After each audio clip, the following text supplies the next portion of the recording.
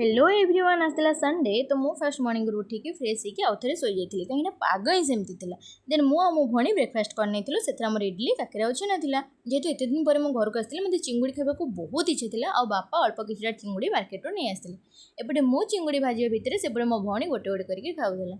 जिते मु पियाज काटिकी मसला बाटिकी रोसे आरंभ कर देती तार बासना एत भल आसला कौन ही कहबी छाड़ू